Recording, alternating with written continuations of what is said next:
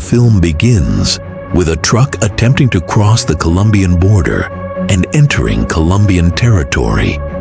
It stops at a drop-off point that appears to be an abandoned lot filled with wrecked cars and broken machinery. The driver gets out and calls his partner to help unload the cargo. The cargo turns out to be a man who has been smuggled across the border. As he steps out of the truck, a conflict erupts between the smuggled man and the driver, who demands more money. When the man refuses, the driver attacks him with a sword, followed by his accomplice. But this man is extremely strong and highly trained. He brutally overpowers them, crushing and beating them mercilessly.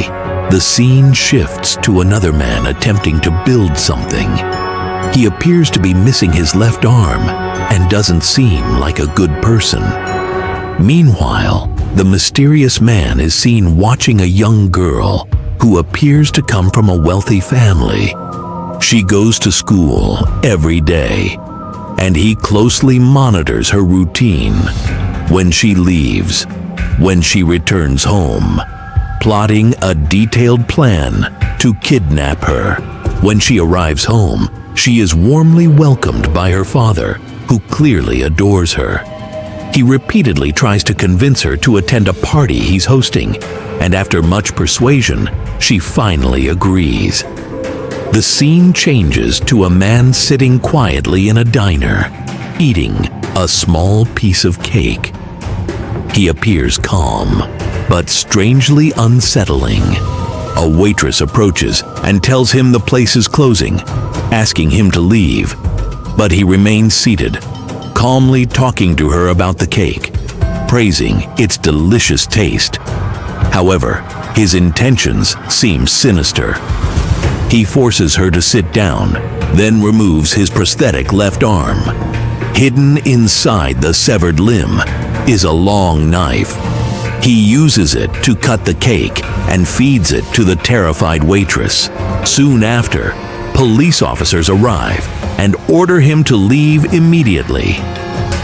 The waitress pleads with them, saying, "You have to arrest him. He's extremely dangerous." But the officer responds, "On what grounds? I can't arrest him for eating cake." As they leave and head to their police car, the man suddenly stabs the officer in the neck, killing her, then threatens the waitress and killed her. This man is one of the most dangerous and bloodthirsty criminals in Colombia. The story then shifts to Alice, the girl who has been under surveillance. The mysterious man, known as Chris, disguises himself as a beggar, washing car windows. Drivers try to shoo him away, but he persists. When one driver steps out to push him, Chris attacks and knocks him down. When the second driver intervenes, Chris defeats him too. Alice tries to flee the car, but Chris chases her, grabs her, and locks her in the trunk. Back at Vincente's compound, he interrogates the two drivers. They claim they never saw the beggar's face. Enraged, Vincente violently beats one of them and orders his gang to execute them. He then contacts one of his men, announcing a large reward for anyone who finds his daughter and brings her back, and they must do it quickly. Meanwhile, Alice screams loudly inside the trunk. Chris stops the car to check on her. When he opens the trunk, she attacks him with a tire iron and escapes into the forest. Chris chases her, telling her he doesn't want to hurt her. He pulls out a photo from his pocket. When Alice sees it, she falls silent. Chris tells her he was a friend of her mother long ago and that her mother sent him. But Alice gets angry and accuses him of lying, saying her mother died 50 years ago. Chris admits he knows that, but says her mother told him, "If anything ever happens to me, you must take her from Vincente." Alice asks, "Then why did you wait so long?" Chris replies, "It's a long story, but we need to go now."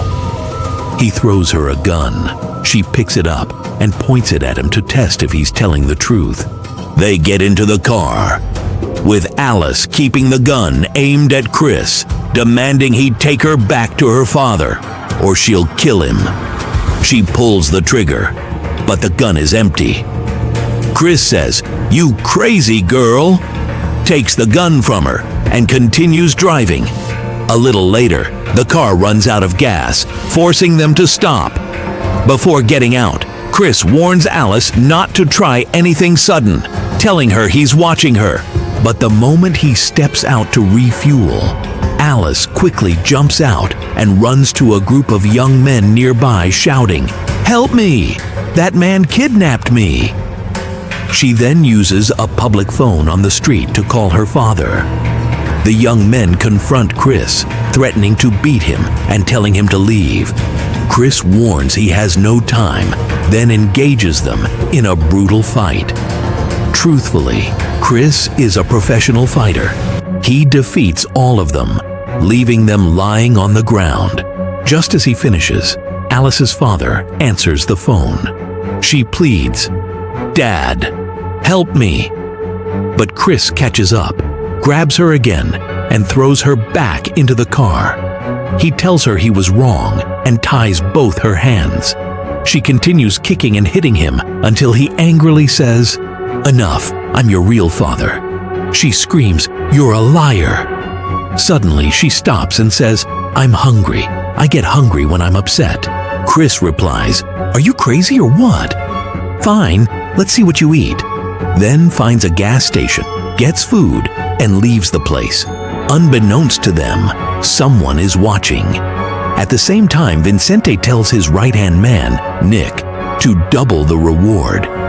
Nick takes a moment, then calls the insane man and tells him the boss's daughter has been kidnapped. He asks, "Are we even now, or what?" The man replies, "Yeah." Nick smiles, relaxes, and finally feels at peace. Meanwhile, Chris is struggling to get Alice to eat quickly so they can leave, but she refuses, saying she eats at her own pace. She then asks, "If you're really my father, where were you all these years?" He tells her he was imprisoned for 15 years. She says, "Of course you're a criminal. That's why you were locked up. Tell me, what's your name?" He says, "Chris," and tells her she looks exactly like her mother. Alice then starts thinking about her mother and says she misses her terribly. Chris replies, "Me too," and adds that he suspects Vincente killed her. Alice shouts, "You're lying. Vincente would never do that." But before Chris can respond, a man appears with a gun and several armed men threatening Chris and saying, "Leave now or I'll kill you." Chris smirks and tells him the safety on his gun is still on. The moment the man looks down, Chris lunges, disarms him, and launches into a fierce fight with the rest of the men. The gang's boss seizes the opportunity, grabs Alice, and flees the scene. When Chris sees gangs escaping with her, he becomes furious and literally destroys the entire area, knocking all the men to the ground. He immediately runs after them, but Vincente's men have already taken Alice and driven off, even blowing out the tires of Chris's car. Chris is enraged. He returns to one of Vincente's men hiding inside the diner, grabs him, and demands to know where they took her. When the man refuses to answer, Chris beats him with a fire extinguisher until he knocks out several of his teeth. Finally, the man breaks and tells Chris the location. We then see the gang delivering Alice to a man at a remote location. After receiving a large sum of money, the man tells Alice that Vincente paid a big reward to get her back and asks her to cooperate until they return her. He then calls Vincente to confirm she's alive. Alice speaks to her father and tells him she knows Chris will come for her today and that she shouldn't be afraid. But she then says, "I want to ask you something," and asks if he had anything to do with her mother's death. Vincente falls silent for a moment, then says he had nothing to do with it and that he loved her mother deeply. Alice shocks him by saying, "The man who kidnapped me, Chris, says he's my real father." The gang's boss drops the phone in shock. At that very moment, the insane man arrives at the location. He begins killing every guard mercilessly. Anyone who crosses his path is eliminated in seconds. The man in charge hides Alice and goes down himself. When he arrives, he sees the madman slaughtering his men like chickens. When the man runs out of bullets, he starts killing with his bare hands. The owner panics, rushes back to his office to grab Alice and flee. But she grabs a statue and hits him over the head, then takes his gun to protect herself. At the same moment, the insane man continues his brutal rampage, unstoppable and merciless, wiping out everyone in his path. Then Chris arrives and attacks him fiercely, dodging his attacks. He lands a strong punch to the man's face, but the insane man doesn't flinch. He counters, strikes Chris with his iron hands, throws him down, slams a table over him, but Chris fights back. The madman eventually overpowers Chris, pins him to the ground, removes his iron hands, pulls out a knife, and demands, "Who are you?" But Alice screams, "Leave him!" The insane man immediately stops, turns, and chases after her. Chris yells, "Run!" But the man corners Alice on the rooftop, ready to kill her. Suddenly, Chris appears, grabs the man, and they both fall onto the roof of a car.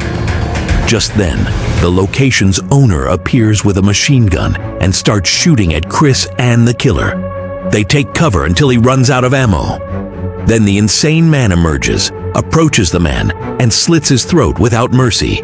Chris seizes the moment and attacks, but the madman overpowers him again and is about to kill him. When suddenly, Alice appears, runs the man over with a car, grabs Chris, and drives away. Later, Alice asks Chris, "Who was that man?" Chris replies, "I don't know who that beast is." She then takes him to treat his wounds. Alice gets angry with him and says, "Vincente," Alice said, "he treated my mother well. He couldn't have killed her." But Chris snapped, furious, and said, "Vincente is the one who put me in prison for 15 years. He stole your mother from me, and whenever she saw me, she'd get upset, then make up with him and take money from him. After that, she'd go buy new clothes. Then she said, 'When I came back, you will told me everything about you, Vincente and my mother.' He told her we're a gang that robbed banks, and we were an unstoppable team. One of our main rules was never to hurt or kill anyone. Then one day, your mother came to me and told me she was pregnant with you. I was terrified of responsibility, and we decided right then to stop stealing. But we had to pull off one last big job, so life would be perfect. And everything went smoothly, better than expected. But after the heist, Vincente betrayed me. He led the police straight to my door, and I was sentenced to 15 years in prison. At that moment, the insane man reached two armed thugs, stole their car, and when one of them refused, he bit the man on the face and pointed the gun at the other's head, taking the car effortlessly and driving away. Meanwhile, Chris was still with Alice, listening to her singing with a street band. He told her, "That song, it was your mother's favorite." He also told her the necklace she was wearing was one he bought for her mother because she was strong, like a diamond. He continued, "Your mother once came to visit me in prison. She complained about her life with Vincente and told me she was going to run away with you. She made me promise that if anything ever happened to her, I would take you and protect you. 3 weeks after that visit, I heard the news. She was dead. I knew it wasn't a coincidence. At the same time, Vincente arrived at the crime scene and saw the massacre.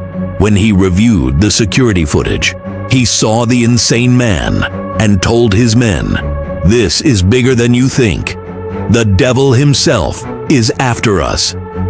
Meanwhile, Chris and Alice were searching for a car. They found one, and inside it, a gun. Chris checked the map for the nearest route to the airport, planning to take Alice to her Aunt Caroline in America, just as he had promised her mother. But Alice got angry again and said, "You have no proof that Vincente killed my mother, except your word. And after you drop me, you'll just disappear again. And at the end of it all, you say my life was better before you showed up." With that, she stormed out of the car and ran away. Just then, the car's owner arrived and asked Chris what he was doing. As the man stepped closer, Chris got out, pointed the gun at his face, and growled, "Get out of here, now!" Alice seized the chance, ran back, took the car, and drove off. Chris tried to stop her, but she kept going. Suddenly, the insane man appeared, about to crush Chris's car with his own. But he didn't notice and continued chasing Alice. Alice soon stopped in front of a phone booth, trying to call Vincente again. But the insane man arrived. She panicked, ran away, and started banging on doors. But no one answered. She hid behind a car, waited for him, then tried to hit him with a metal rod. He caught it, stood in front of her, and asked, "Did you reward yourself this week?" Alice was confused. Then the strange man offered her an apple. She refused, but he insisted. She took it, bit into it, then suddenly threw it in his face and ran. She kept running until she heard Chris calling her name. She shouted back until she found him. Suddenly, the insane man appeared again. Alice stood between Chris and the killer. The two men stared each other down, hatred blazing in their eyes. Then they lunged, fists flying, bodies crashing. The fight was brutal, relentless. Neither gave an inch. Eventually, the insane man overpowered Chris, put a gun to Alice's head, and forced Chris to drop his weapon. He made Chris kneel on the ground, hands behind his back, then tied Alice up in the car.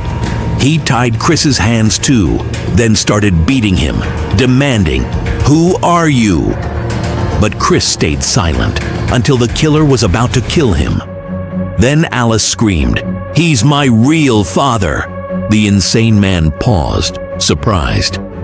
"That's a sweet story," he said, then punched Chris in the head, knocking him out. The next day, Vincente went to the city square and found Chris tied by the neck to a tire, barely alive. He took a gun from Nick and said, "I should have killed you long ago." But Chris, weak and choking, replied, "You need me because we both want Alice back." Vincente said, "I'm the one who raised her," then kicked the tire away, leaving Chris to choke. But just before he died, Vincente ordered his men to cut him down. As soon as Chris stood, he looked Vincente in the eye, spoke in Russian, and said, "You killed her." Then he added, "You took her." They both got in the car. Vincente told Chris, "I didn't kill her mother. I took her. That's just how thieves are. Each takes what he wants." Then Vincente received a call from the insane man.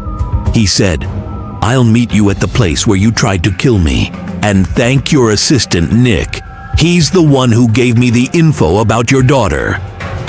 As soon as Vincente hung up, he shot Nick in the head, yelling, "Traitor, you deserved it." Then he ordered the driver to head to the old cement factory. Chris told him, "That man is a professional killer. I once hired him for a job, but he crossed the line. I realized he was insane. I ordered my men to shoot him with a powerful tranquilizer dart and take him to a remote place with 15 of my best guards. I wanted to kill him myself. But when I arrived, all 15 guards were dead. One had his arm cut off, hanging from a chain. He wasn't there. I realized he's not human. He's a demon, and he took Alice to get revenge on me." Vincente then turned to Chris and said, "It's your fault. If you hadn't taken her, she'd still be safe." When they reached the abandoned factory, Vincente untied Chris and said, "I didn't expect you to come with me, so your presence will be a surprise. You go in from the back, but I won't give you a weapon."